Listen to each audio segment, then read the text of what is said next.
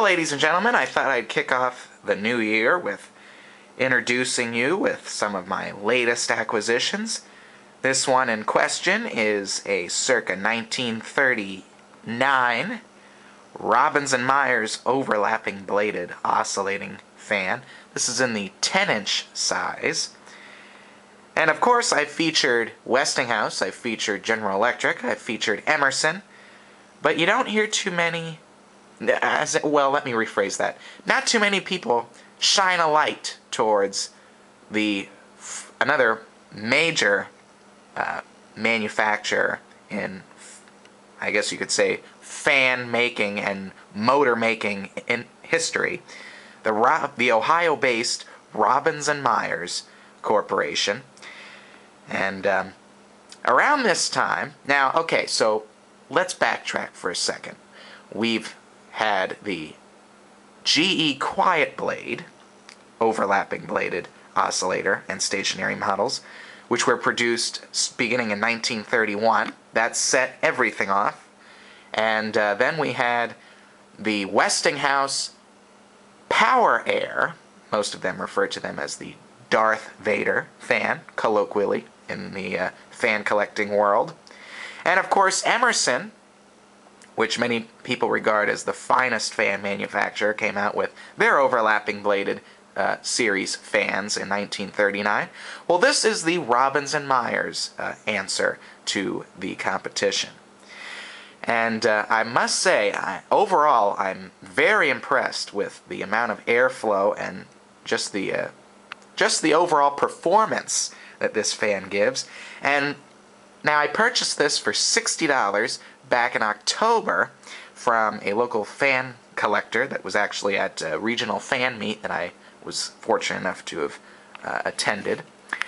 And as soon as I saw it, the moment I did, I immediately purchased it.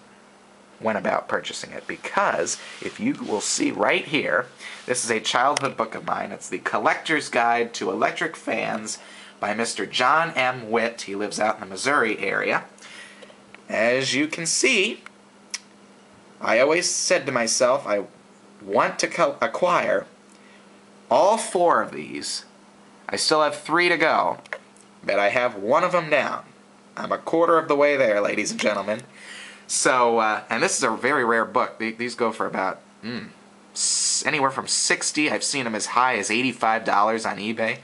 But I got it as a gift from my aunt way back when, and about, well, it said on the cover 2001, and I would have to say it was around that time. But of course, you know, not too many people during that time thought it would ever become collectibles, but look who's laughing all the way to the bank now, ladies and gentlemen. At any rate, let's take a look and see what Mr. Witt says about this fan. Robbins Meyers made some of the most outstanding Art Deco fans during the 30s and early 40s. You can obviously read the rest. I won't go on. And you can pause it if you'd like. There's a picture of said fan right here. And here's what he says. And he lists it as 1939 or around there. Could be even earlier, maybe like 1938. Anyway, there's what the pricings and conditions were, and respective conditions were, that you were able to probably get a good deal for. That's his approximate value of the fan. Grade 1 condition is worth $100. Now, I paid $60 for it, and I can tell you that since 2001, there have been many more collectors that have made it through the woodwork, and the overall popularity of old fans has definitely increased since then. So I would imagine that I made a pretty good deal, and I'm sure that if you found these in grade 1 condition, they would be worth a bit more than $100, especially with the evolution of eBay since 2001 as well. Actually, I would consider this to be very good condition, if not almost mint condition. Sans a few paint chips and, you know, just little things. And of course, the grill could have a little meeting with some steel wool. But, you know, half hour, an hour job, I could probably make it in. So, anyway, let's get a side view of the fan. Whoops, there we go. And they still use a head wire, but I do love the Art Deco streamlined appearance. Looks like something made for the Chrysler Building almost.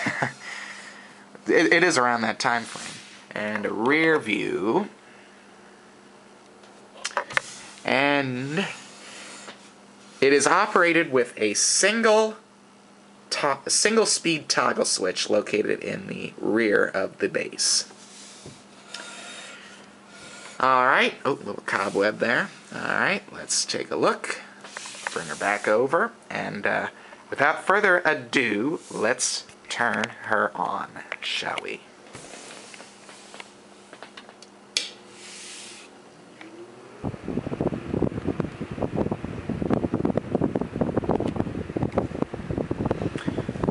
Yes, it's extremely quiet, let me assure you on that.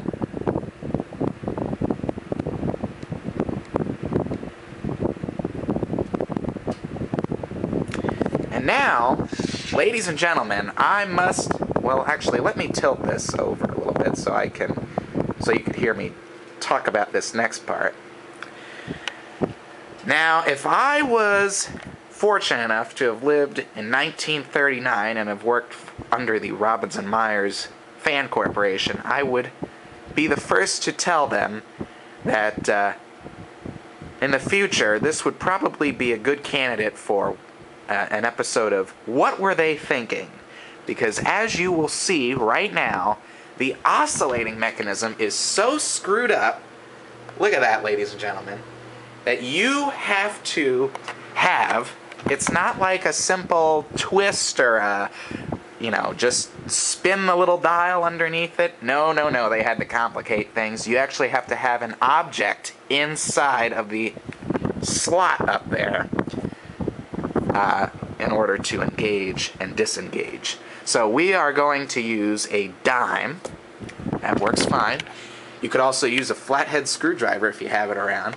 But nonetheless, you have to then place it in and twist it to the right, and it should start oscillating. So, very finicky design, in my opinion. Not exactly user-friendly.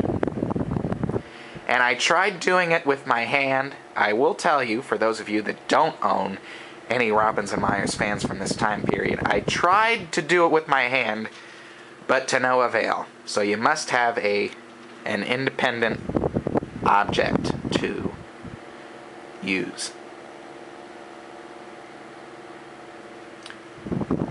And she's running pretty good, I must say.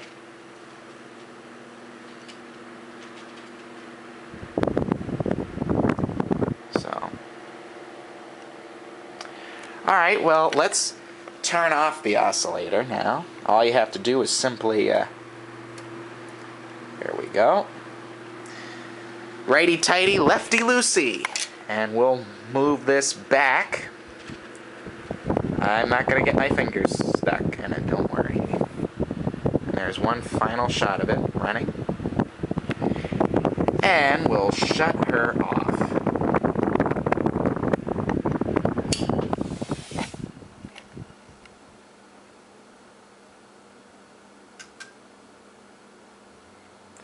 And ladies and gentlemen, that will just about conclude things here.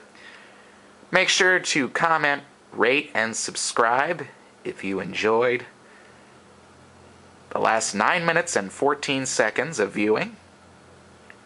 And I thank you for tuning in, and stay tuned. We have a lot more stuff to do.